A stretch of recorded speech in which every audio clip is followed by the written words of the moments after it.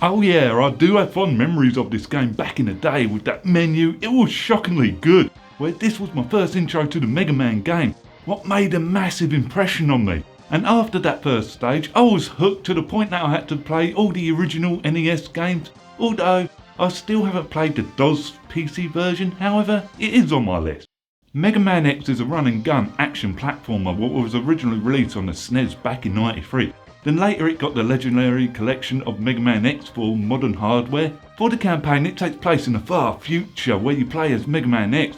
Near the end of Dr. Light's life, he created one of the first series of robots that have free will, known as X. Even though the original Mega Man has free will, it's kind of a missing plot in the story with many questions that I have, like what happened to Mega Man plus his robot dog? Anyway, Dr. Light puts Mega Man X in this capsule to test his system, except something happens to Dr. Light while X is in this capsule, so many years and decades pass. Then Dr. Kane finds X and tries and implements Dr. Light's design from X into a whole new series of robots. Nevertheless, something goes horribly wrong as these new reptoids, or reptoid, whatever how you pronounce it, and their leader Sigma are now trying to wipe out the human race. But it seems not all robots want this, so now it's up to X and Zero to save the day and defeat the enemy. I love the tutorial, it's quite impactful and shows the stakes of what's going on as you see cars driving in the opposite direction in a panic. I thought the controls were simple and good with brilliant response time, especially on the SNES. Also now I can use L and R to instantly change weapon, which I enjoyed where it speeded up the gameplay, including X can now jump up walls and the charge shot is back. There are 8 stages to pick from after the tutorial in any order you want, just like the original Mega Man, which I appreciated. Seeing the bosses doing their little pose before I start the level was always a welcome. Each stage is well designed with its own atmosphere along with hazards to avoid in the stages. My favourite mission's got to be the water zone where X feels lighter on his feet, plus the background environments was nicely done. And the other one's got to be the rocky stage because I've got to ride on this roller coaster and destroying enemies as I go along the stage.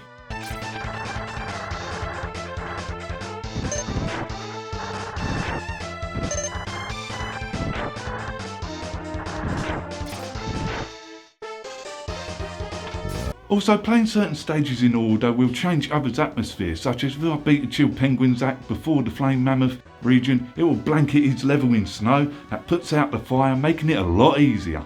Or defeat the Eagle boss before the electric level and Eagle's ship crash lands on the electric dude's headquarters, creating blackouts and making the power temperamental, so I'm not getting these blips of electric going across the floor and hitting me. It's like, yeah! It's one of the things that I really enjoyed about this game. I also adored the big robots that I get to pilot and go on like a punching thing. Although the game does have slowdown when there's a lot going on, especially for the modern version of the game along with the SNES. I mainly notice this the most on the kart stage. The AI is done well, also I like the variety of all the enemies that this game has to offer. There is so many. The only thing what I did not adore was the instant respawning as soon as the enemies went off screen. That was a bit of a pain. Although I did take a little bit of advantage of it later on.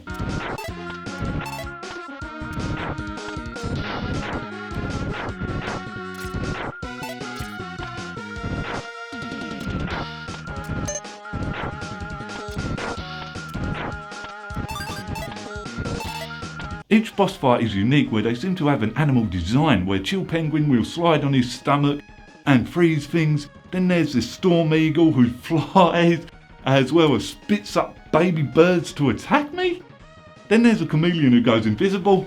Each boss fight have their own patterns to figure out, plus they have their own weaknesses to certain type of weaponry, what makes the bosses a lot less difficult. There are different weapons to unlock by defeating bosses, from flamethrower to ice gun, electric blaster, foddering missiles, and enemies sometimes drop health and ammunition for your other weapons. X has upgrades that are in form of these capsules with Dr. Light's message in them. One of them I've smacked in the middle of a stage what allows X to dash. Yet the other capsules are concealed on the other zones for me to uncover, such as the headbutting brick advancement, so I can get the X blaster upgrade later on, what allows me to do more of a charged power shot.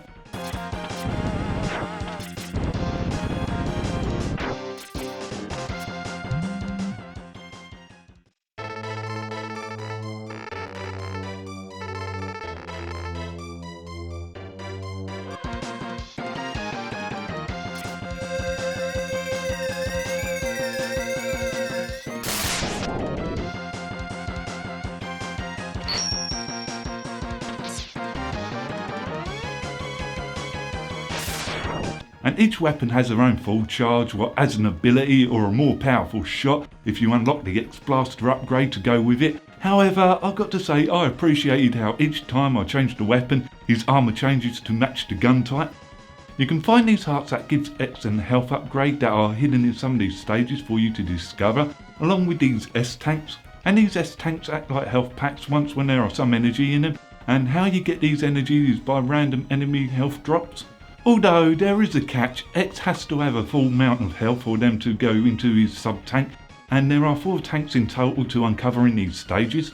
There is a save code system, and I've got to admit, I'm not a big fan of these. Nevertheless, I found here they just kept it simple. It's numbers and only numbers, which I appreciate.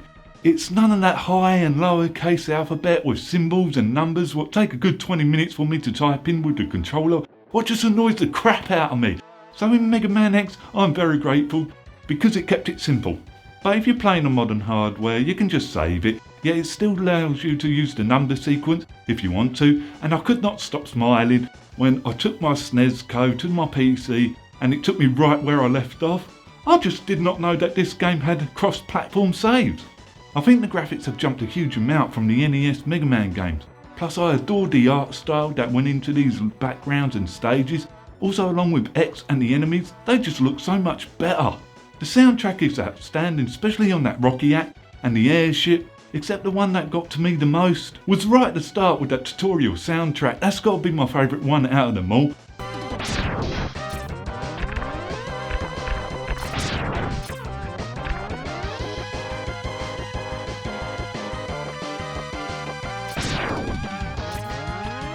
On the other hand, I think that the soundtrack in all the levels are a masterpiece on their own.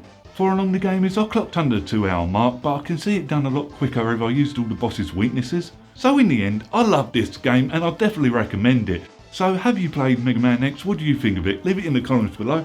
Until next game, I'm off.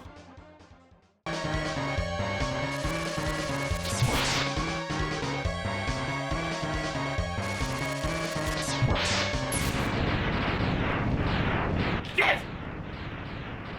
Oh. Okay, it was me.